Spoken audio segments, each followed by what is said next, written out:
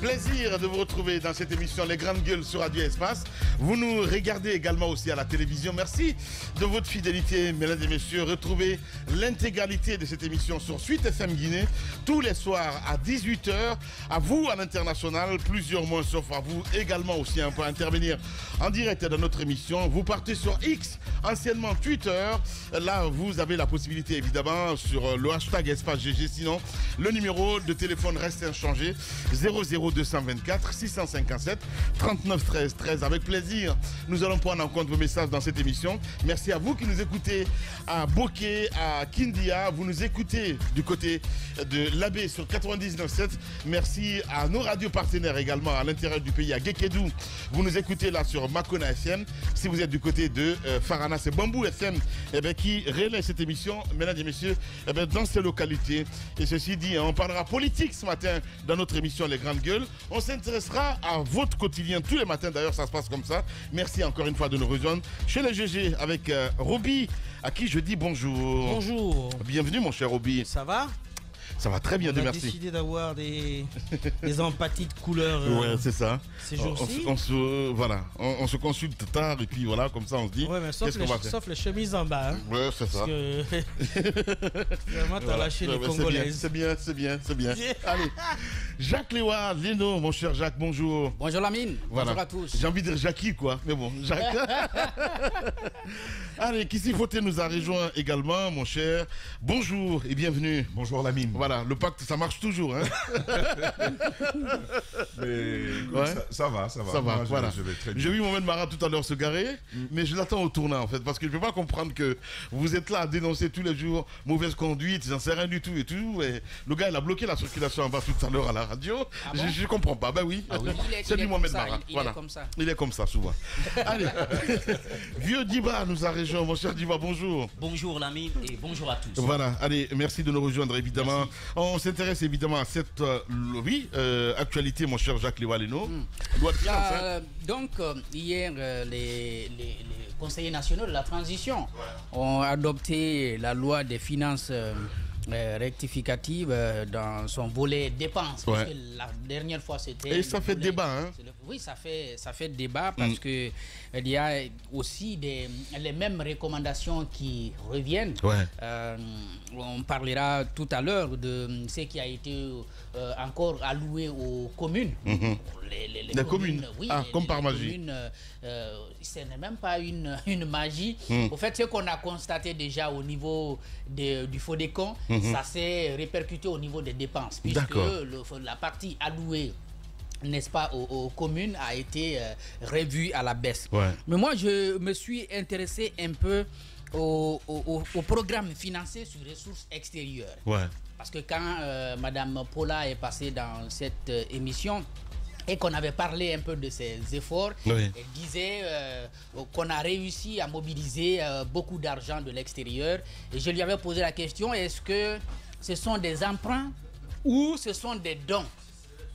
Et elle avait cité comme ça, elle avait avancé une liste importante de programmes qui seraient financés selon lui à travers des dons de partenaires étrangers. Alors, si on voit les programmes financés sur ressources extérieures, c'est autour de 6 949,70 milliards. Donc ce n'est même pas autour, c'est le montant exact. Et ce montant-là est tiré de l'investissement global, donc du budget global réservé, n'est-ce pas, aux investissements, qui est de 14 429,41 milliards. Il y a eu une augmentation parce que c'était de 14 5,65 milliards dans la loi des finances initiale. Il y a eu donc une augmentation de 3,3% d'investissement. Mais sur ce budget, cette part du budget allouée aux investissements, il y a quand même 6 949 qui proviennent, n'est-ce pas, de l'extérieur. Ça, c'est important à signaler.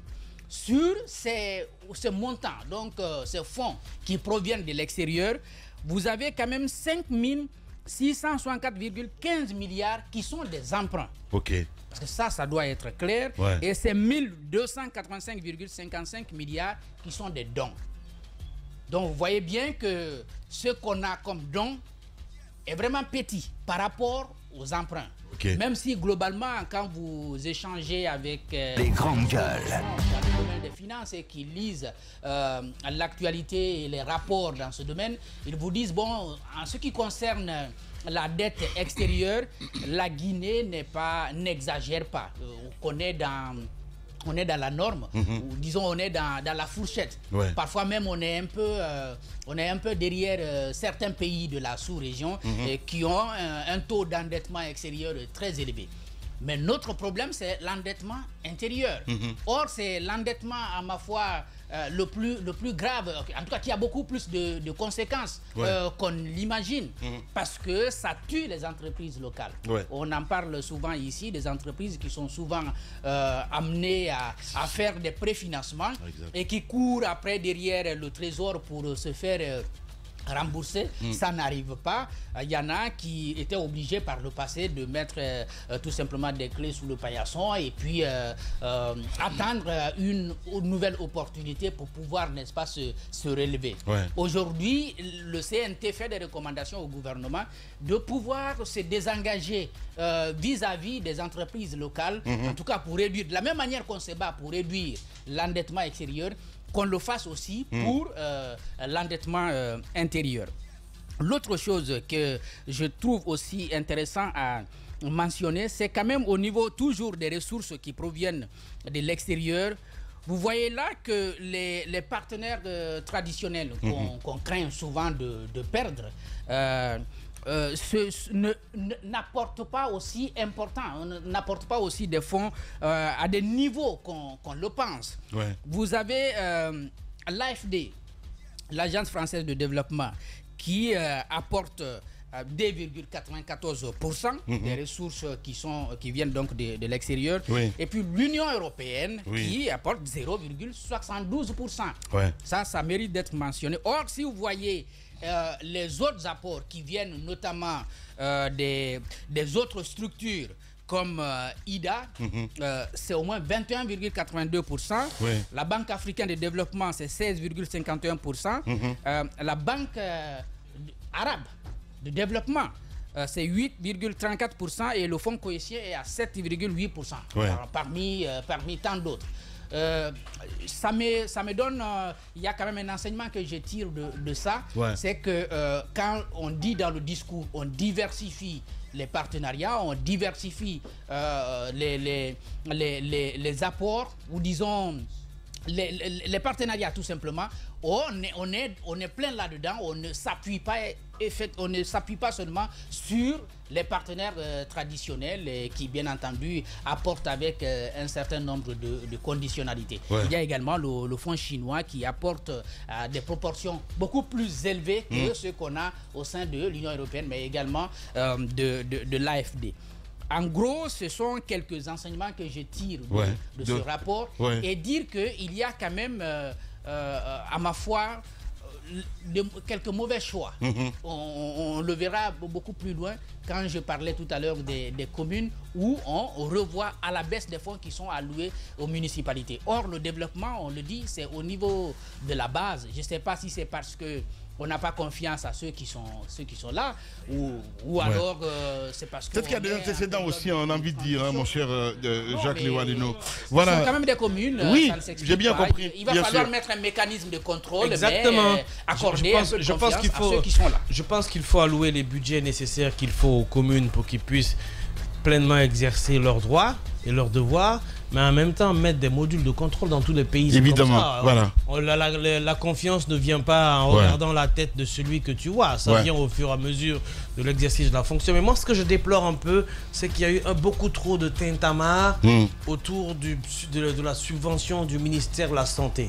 Je pense pas que, mon cher Obi. Je sais pas si c'est... Ok, vas-y. J'en viens. Au ministère de la Santé, on regarde en tout cas. Quand on parle de l'hôpital Donka, par exemple. Je pense qu'en regardant les résultats du ministre, j'oublie un peu son nom, c'est Diallo, c'est ça, le ministre Apoucho, et en regardant un peu ses résultats et son dévouement et sa connaissance de la chose et son abnégation à vouloir vraiment véritablement travailler, je pense que la recommandation au niveau de l'OMS est de 15% du budget national. On aurait pu faire des efforts pour approcher au moins les 7-8%. C'est véritablement une nécessité que de vouloir doter le ministère de la Santé de budget afin que l'accessibilité à la santé soit un problème vraiment national.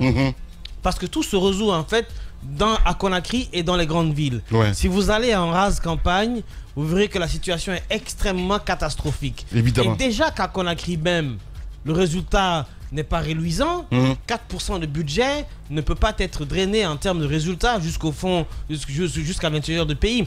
La dernière fois, je me plaignais des conditions d'attente et des conditions de service au niveau de Donka. Je comprends bien évidemment les grandes gueules. Ces problèmes-là existent parce qu'il semblerait ici dans les recommandations que l'État n'ait même pas payé sa part justement si tu me permets, mon cher Oubien, parce que dans ces recommandations, on prend le cas de l'hôpital Donka. Au regard des investissements importants déjà réalisés, le CNT constate les faits suivants. La subvention dédiée à cet établissement hospitalier n'a pas été payée. Justement. On va plus loin, la contrepartie guinéenne, conformément donc aux clauses contractuelles qui lient l'État guinéen à la société Netsen Group, c'est bien cela, Inc., n'a pas aussi été payé. Le transfert d'une partie des services dans les nouveaux locaux n'est pas non plus effectif en raison de non-achèvement donc des travaux et la non-mise en service des équipements.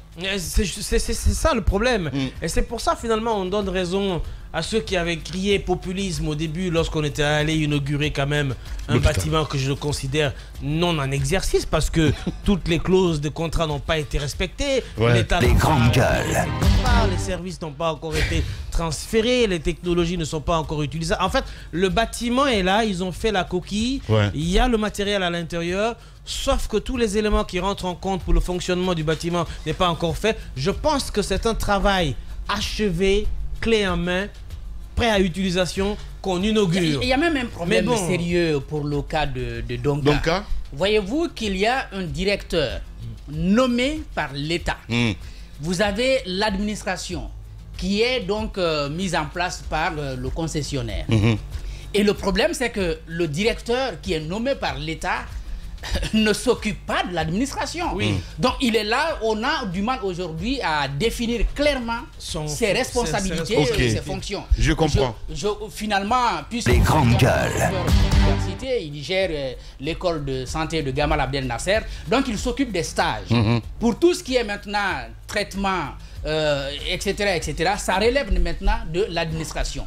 Et l'autre chose, c'est que le montant dont on parle, donc le montant, la part du budget de l'État accordé au secteur de la santé, lorsque c'est dispatché au niveau des établissements sanitaires, ça va dans les mains du directeur et non de l'administration. Maintenant, je ne suis pas formel ce matin pour dire est-ce que c'est à lui on donne la part que l'État avait a convenu avec le concessionnaire de payer pour que Donka fonctionne. Ce qui est sûr, l'administration qui est mise en place n'a pas ce montant et le directeur qui est en place, même s'il a des ressources, ce n'est pas de son ressort la gestion du fonctionnement. Ah, je comprends donc, mieux. Ça devient donc un problème majeur. Alors pour clore, moi je m'attendais à ce que le budget au ministère de la Santé explose. C'est ma première déception. C'est vrai qu'au niveau des travaux publics, il y a eu beaucoup de subventions à ce niveau-là. Les résultats se voient. Sans la route, il n'y a pas d'accessibilité dans des zones. Les infrastructures. Mais sans hôpitaux, sans centre de santé, il n'y a pas de vie non plus. Donc je pense que ce côté-là est... Les grandes gueules. Dans ce budget, il y a d'autres départements, il y a d'autres domaines qui engrangent beaucoup d'autres départements d'ailleurs que nous allons évoquer avec qu'on engraisse finalement et ça sert à rien. Justement, augmentation de certaines lignes budgétaires, notamment 12 milliards de francs, Diba, on le signale, du titre 3 du ministère de la Justice et des Droits de l'Homme.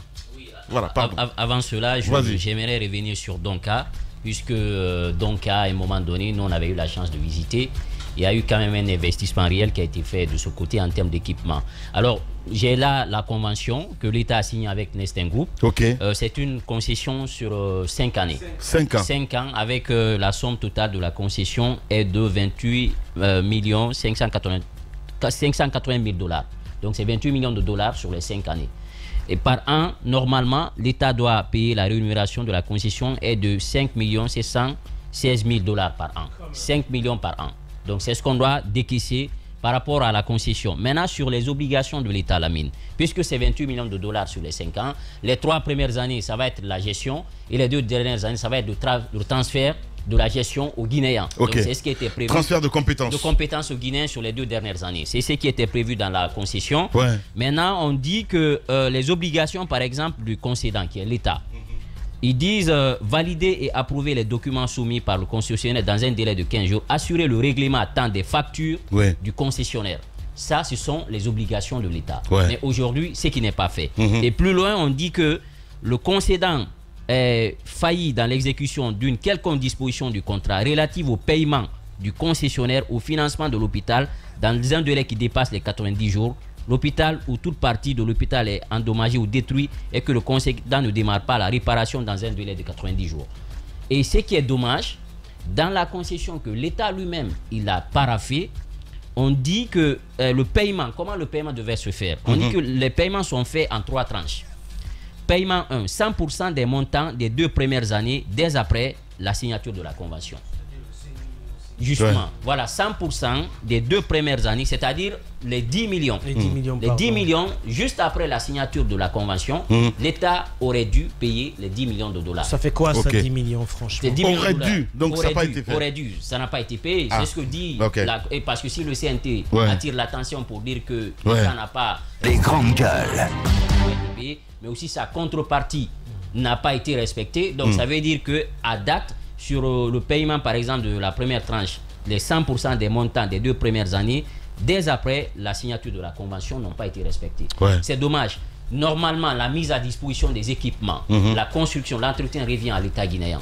Mais ce que moi je veux dire sur la gestion, parce qu'il dit que le directeur c'est un Guinéen et puis les autres 4 sont de Nestin Group, moi j'approuve la démarche. Pourquoi? Parce que à un moment donné, la mine, faut pas qu'un médecin soit un administrateur. Le médecin, il est là pour traiter les malades. Mais si un médecin, il est à la fois l'administrateur de l'hôpital et à la fois un médecin, c'est que sur la chaîne, on est en train d'encourager la corruption. Parce qu'au lieu de soigner les gens, ils vont laisser leur travail, ils vont s'inviter dans la gestion des ressources financières de l'hôpital. Donc pour pallier ce problème, c'est ce qui avait amené l'État à l'origine à dissocier les choses. Ceux qui sont là pour administrer l'hôpital ont des compétences liées à la gestion et management. Exact, l'administration. L'administration. Les médecins ont pour rôle de gérer les différents services. Bien. Diabétologie, ainsi de suite. Maintenant, sur l'autre pan de l'analyse du CNT, sur la Cour des comptes. Alors là, la Cour des comptes. Et ça c'est dommage. On dit que les charges de location des bâtiments, sur la location des bâtiments, c'est énorme, abritant certains services publics absorbe d'importantes ressources financières. À titre d'illustration, la Cour des comptes paye 833 millions et la Cour ex-cour constitutionnelle paye 900 millions par mois. Ils disent bien à titre d'illustration. La Cour des comptes paye 833 millions par mois pour sa location là où le bâtiment qui abrite son siège, et la Cour suprême qui est l'ex-cour constitutionnelle paye 900 millions par mois. Ce qui fait la somme de 21 milliards par an pour les 2 bâtiments. La Cour suprême a son siège à Kamayenne. Voilà, donc au niveau de la Cour constitutionnelle. Donc ce qui fait 21 milliards par an, la mine. En fait, dans cet immeuble, vous aviez 2 institutions. La Cour des comptes qui est du côté gauche et puis l'ex-cour constitutionnelle du côté droit. Donc les 2 sont dans le même immeuble, bien entendu, mais cloisonnés. Donc je ne sais pas trop comment les négociations se sont passées, mais chaque institution apparemment a négocié, au lieu que l'État négocie l'immeuble une bonne fois, non, on a négocié en 2 tranches, alors que normalement la présidence ou je ne sais pas moi, le patrimoine bâti public, quelqu'un aurait dû prendre cet immeuble-là en location. Et puis, on aurait pu loger les 2 institutions à l'intérieur. Mais on a laissé chaque institution loger, ce qui fait qu'on est quand même à 21 milliards au bout d'un an. Justement. Ça fait combien d'années? Parce que quand tu prends la Cour constitutionnelle, elle y est arrivée, je crois, en mars 2015.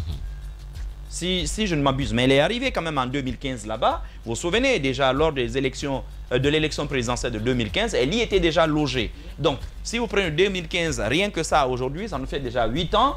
Prenez une moyenne de 20 milliards de l'année, 8, vous êtes à 160 milliards l'année.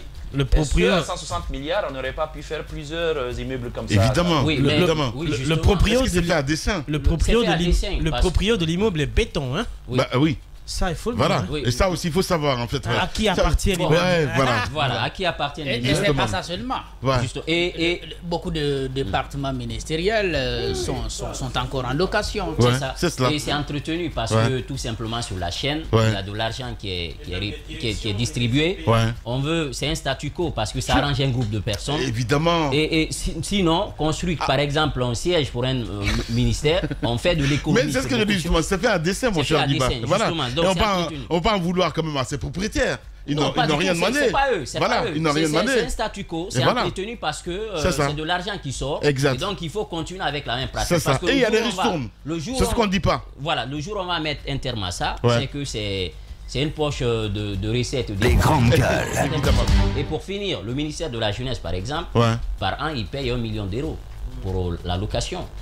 Par an. Ouais, Par 10 exemple. milliards. BA, voilà, donc 1 million d'euros pour la location. Ouais, il l'a dit la dernière fois Justement, ici, dans la d'ailleurs. dernière fois dans l'émission, Ouais. c'est beaucoup Et à d'argent. qui 1 million d'euros, ça aurait pu par exemple Laisse ça, financer Roby, s'il des te plaît. projets. Ça serait toi Plusieurs le propriétaire. Ah ben, tu seras panache là, mon petit, quand même. Ouais, je Et tu vas veux rien dire, dire. Et le Bah siège oui. est à 50%. Donc les propriétaires n'ont rien à voir dans ça. Voilà, mon petit. le Mais siège Voilà. est à il faut 50%. aussi avoir Voilà. l'honnêteté aussi de dire qu'ils héritent d'une situation. C'est quand ça. même. Voilà. C'est une situation dont ils héritent. Exact. C'est pas Les vraiment leur grandes faute. L'État, pendant très longtemps, a cessé de construire et de réhabiliter les bâtiments publics. Ensuite, on n'a pas construit de nouveaux bâtiments. Quand tu prends les sièges historiques de tous ces départements et de ces institutions, Bien. quand tu prends les bâtiments aujourd'hui, ça ne ressemble à rien. C'est juste bon à être démoli. C'est cela aussi la réalité. Donc, à un moment donné, l'État s'est dit, il faut quand même mieux les loger. Ça, c'était sous le professeur Alpha Condé, en attendant qu'on ait des sièges. Sauf que jusqu'à présent, on n'a pas fait beaucoup d'efforts dans la construction d'immeubles abritant ces départements-là. C'est là Le ministère de la moi, Jeunesse est à non. 50% aujourd'hui je pense- d'exécution de ces Oui, travaux. mais quelque chose qu'on aurait dû Et- faire en une année. En une année. Et ça, je pense que c'est Guico Press, hein, qui- Ouais, c'est ça. qui réalise Je le pense, siège. je pense Je crois qu'il honnêtement, faut aller rapidement vers ça. Justement. je pense honnêtement que rien ne va justifier ça pour moi. Ouais. Rien. Dibala, tu parles, j'arrive. Voilà. Rien ne va le justifier. Aucune explication pour moi ne pourra justifier ça. On ne justifie pas, on explique. Alors, permets que j'avance. Je dis bien, rien ne va justifier ça pour moi. Voilà. Que l'explication vienne de toi, de quelqu'un d'autre, rien ne va justifier ça pour moi. Et je vais vous dire pourquoi. Pardon? Commençons avec le département.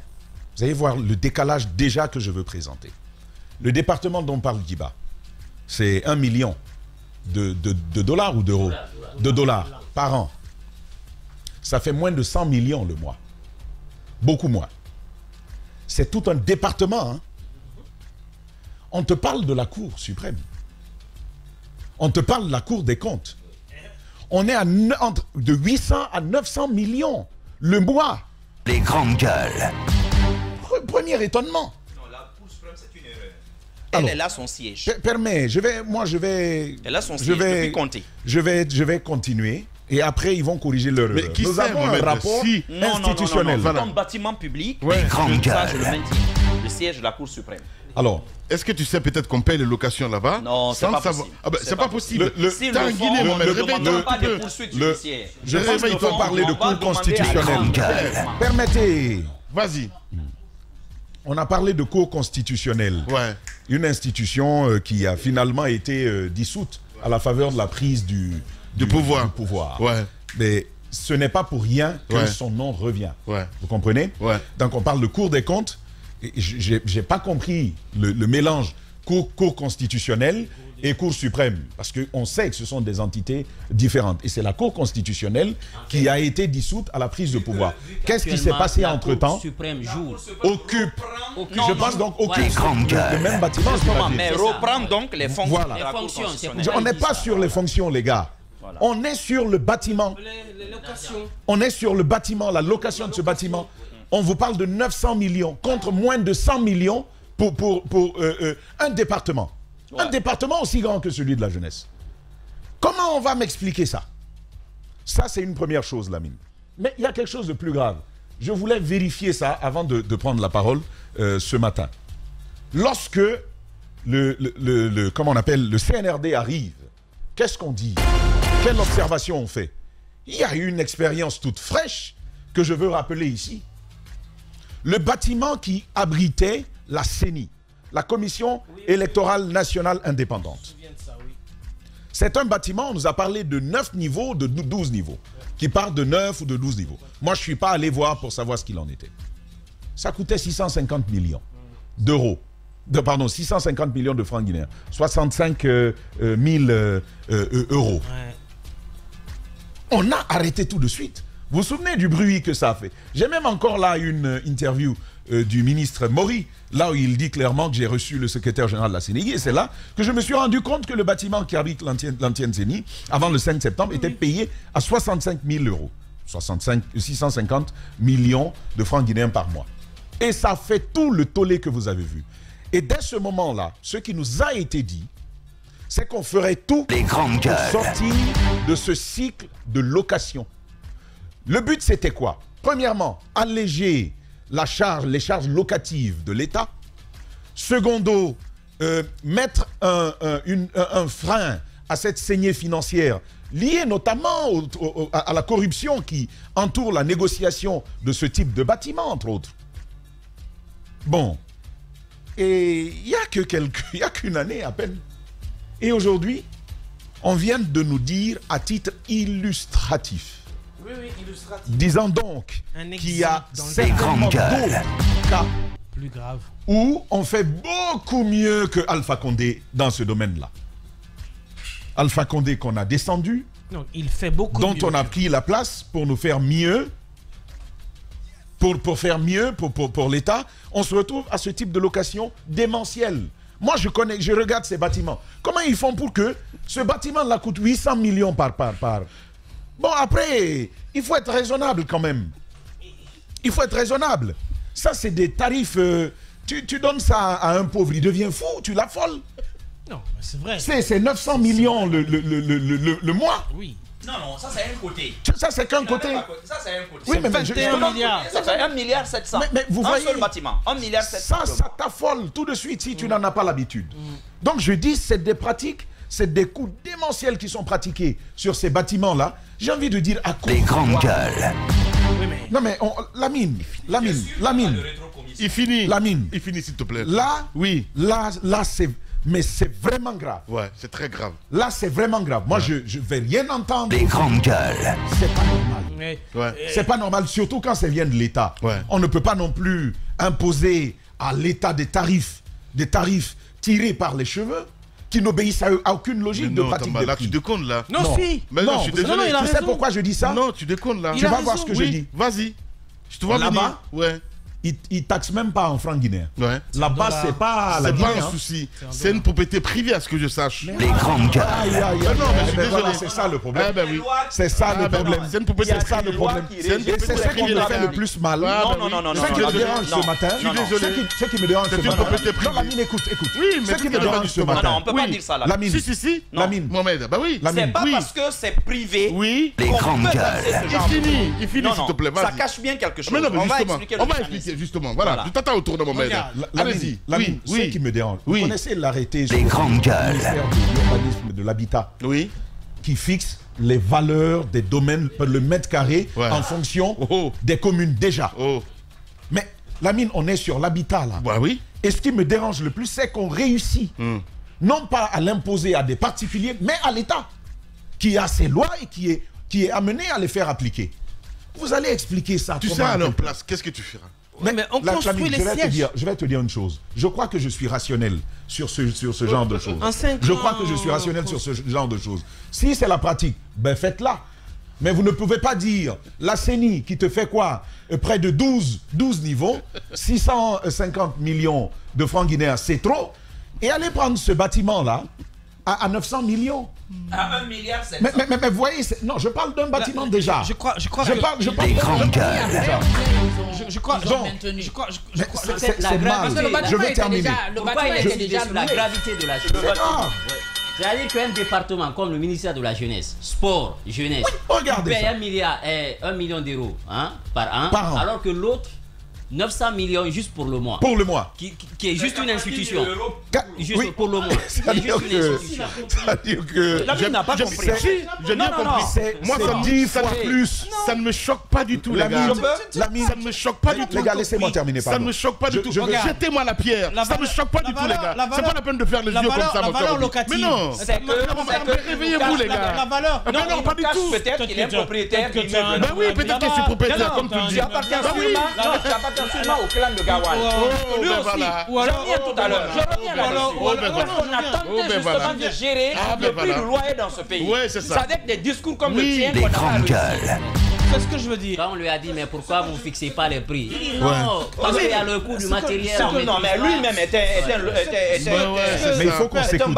Ouais, c'est ça. Allez, on revient dans un instant. Tous les matins sur Radio Espace, merci à vous qui nous rejoignez sur Radio Espace Guinée. Vous nous regardez également aussi à la télévision. Ok, ma Fatastano nous manque ce matin. Voilà. Allez, on continue le débat, mon cher Tamba, avec toi, mon cher ami.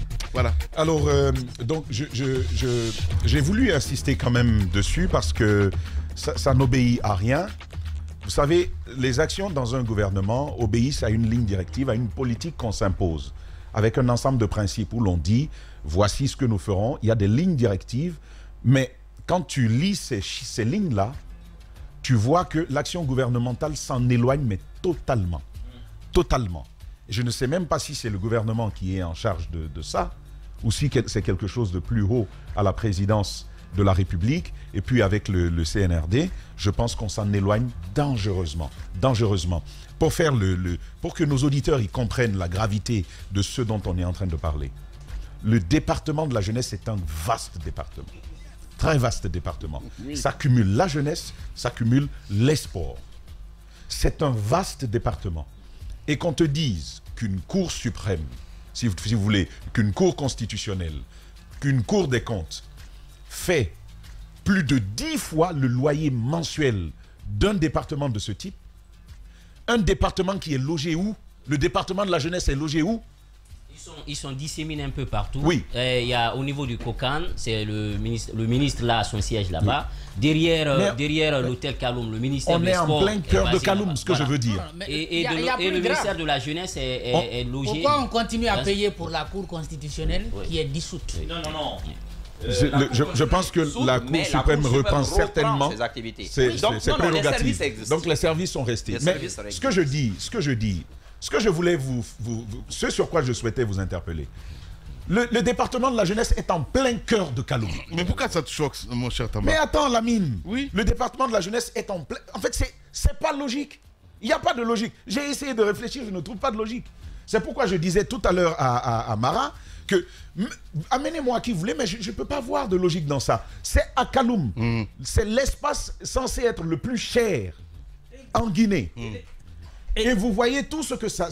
Et les deux bâtiments... Les grandes gueules. L'immeuble de la maison du ministère de la Jeunesse est monstre par rapport à ceux dont on parle. Donc... Mais oui. Non, mais attends. On est Non, mais la jeunesse... Les gars, si vous voilà, pardon. Donc, on est en plein cœur de Kaloum, où les domaines, l'immobilier est censé être le plus cher. Et puis, on revient à l'hôtel, on revient à Kamayen, à Kamayen, où on va vous dire, des bâtiments là-bas sont loués plus de 10 fois le coût mensuel du département de la jeunesse. La Cour des comptes et la Cour constitutionnelle se retrouvent à Kaloum. C'est la Cour suprême qui est à Kamayen. Ouais, bon, voilà. Mais lisez bien ce qu'il y a dans ça. Nous sommes dans le même espace avec un département plus important. C'est un problème. C'est un problème et il ne faut pas jouer avec les mots autour de ça. C'est pas normal. Ce n'est pas normal, Lamine. On te dit 900 millions, moins de 100 millions. Moins de 100 millions, peut-être que c'est 80 millions même le mois, tout ça. Parce que ça te fait quoi, 1 milliard Et pour le cas de c'est grave. Et pour le cas de la jeunesse, Lamine. C'est grave, Lamine. Juste un mot. Non, mais c'est très grave. Juste un mot. Bon, je termine. Oui. Permettez, les gars. Non. Ensuite, il y a Donka. Il y a Donka, regardez ce qui se passe. Au départ, je me suis dit, mais je ne comprends pas ce qui se passe à Donka. Parce qu'il y a deux obligations de l'État au niveau de cette concession. La concession, c'est normal. les autres le font. Ouais. Même si nous, on n'en veut pas. Moi, c'est la logique que je tire. Il y a une contrepartie de l'État, c'est la première obligation. Et puis, il y a le paiement des prestations du concessionnaire. Les grandes gueules. Il y a Netsen Group. Quand on l'avait dit ici, on dit non, ils défendent la convention.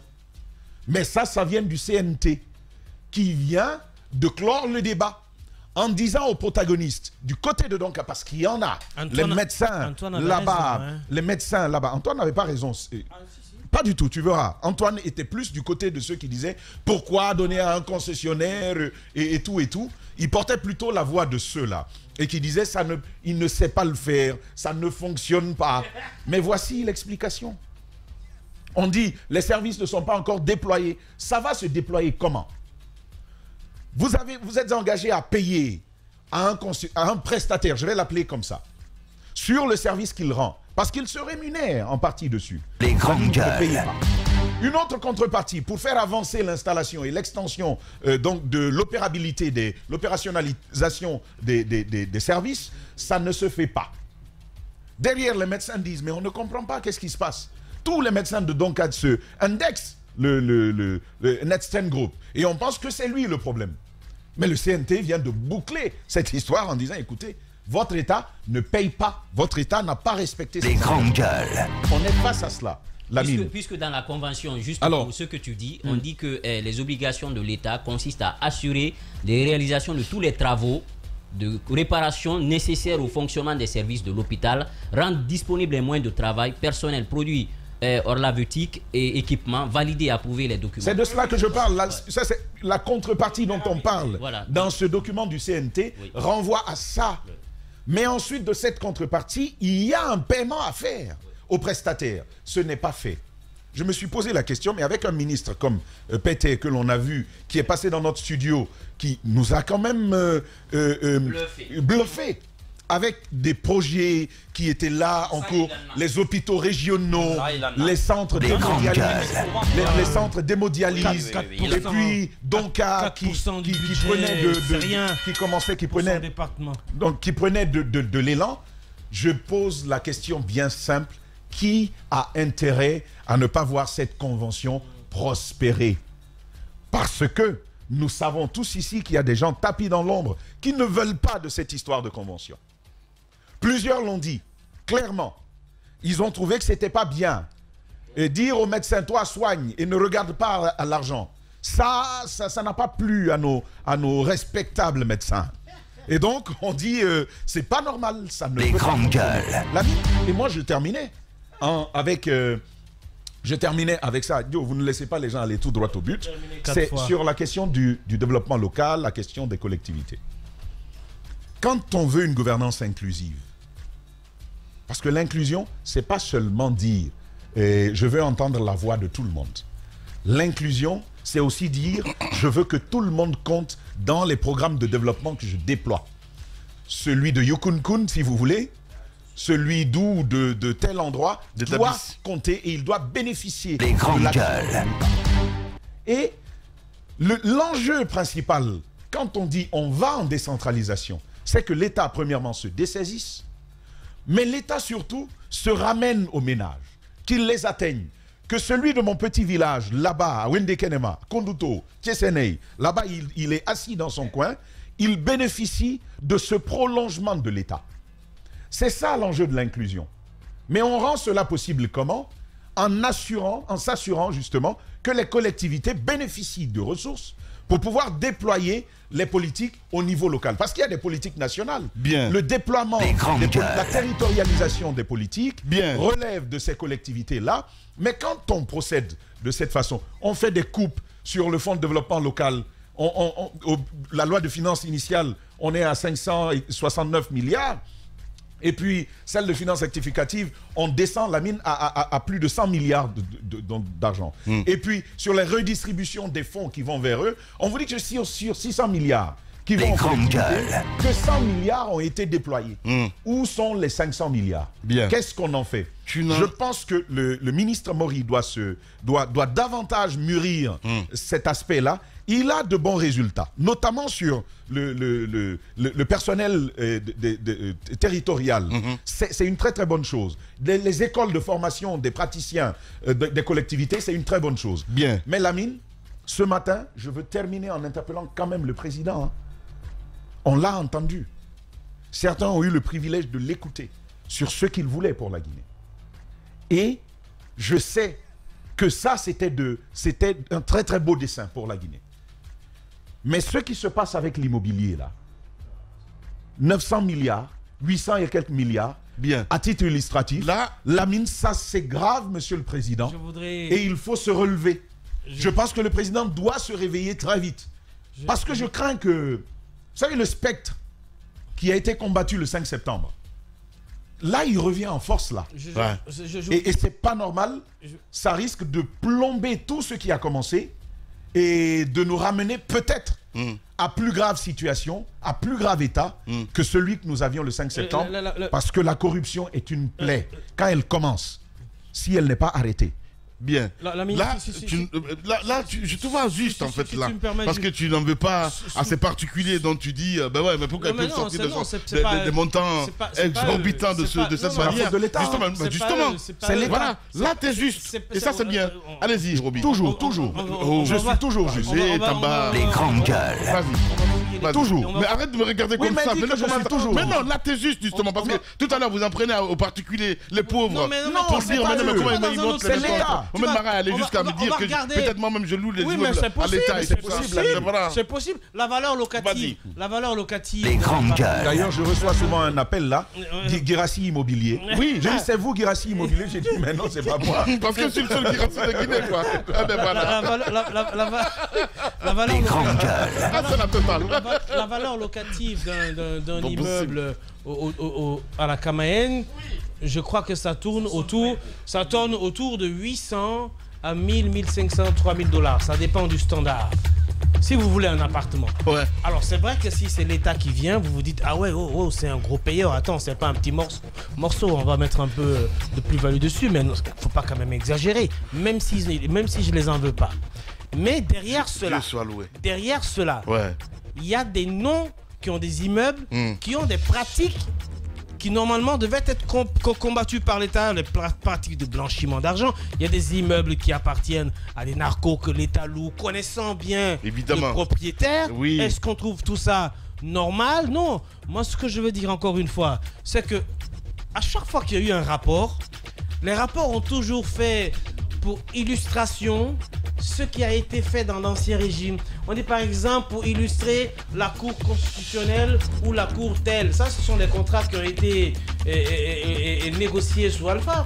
Mais pendant ce temps, eux aussi, ils ont déménagé des ministères. Le CNRD.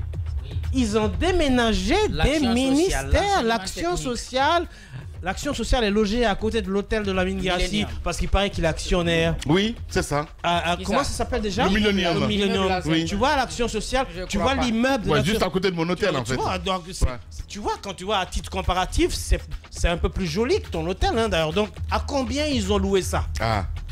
Le CNT ne nous l'a pas dit. À combien ils ont loué? Le bâtiment nous appartient en fait. Ça appartient au Millennium. Ben oui. Donc tu sais. D'accord. Donc c'est un bâtiment du Millennium. C'était le prolongement du Millennium, je crois, au début. C'était un projet de prolongement. Encore plus grave. C'était un projet de prolongement du Millennium. Et finalement. Ça vient. Moi, je sais ce que je dis. Tout doucement. Ça vient tout doucement. Enseignement technique et formation professionnelle. Mon ami. Ça, c'est en banlieue. Je te dis, pour LG, pour Guirassy Construction et Guirassy Immobilier. L'enseignement supérieur. Ça arrive. Allons-y seulement. Attendez, je finis maintenant. Après, on va parler de Guirassy BTP. Alors, il y a le truc à Taouya, le ministère de Alpha Bakar. L'enseignement technique. Et à Taouya, on nous a pas dit c'est quoi la valeur locative. C'est bien de faire toujours les titres illustratifs sur les anciens, mais eux aussi ils doivent pouvoir nous donner la valeur locative de ces bâtiments-là. En ce moment-là, ce bâtiment, il est à l'État? Parce que ça c'est construit, non? Ça c'est construit. Attention, c'est pas à l'État. J'ai posé une question. Non. Parce que vous voyez, le lancement, non, l'aménagement et le lancement ont été quand même passés en toute pompe. Oui. Il serait intéressant de savoir si c'est vraiment un bâtiment de vous l'État. Ne pas qu'à cet endroit-là, un privé puisse. Non, tout Kaloum, non, tout appartit à l'État. Mais il y a des baux amphithéotiques et tout ça. Exact. Voilà, donc il faut bien vérifier. Et il n'y a pas que les ministères. Il y a des directions, il y a des EPE, il y a des EPA qui ont des immeubles à titre locatif. Donc, ce qui fait que ça fait beaucoup d'argent qui, normalement, devrait aller là où ça devrait pas l'être, quoi. Bon, si tu en bénéficies à travers ton immeuble à côté du Millennium, tu as raison de vraiment faire de la voix ce matin, quoi. Bien. Hein, Lamine, hein. Allez, on va revenir à 10h, mesdames et messieurs, avec d'autres points évidemment à analyser avec toute l'équipe, mesdames et messieurs, notamment le ministère de la Justice, où Mohamed Mara, évidemment, est attendu. On revient à 10h.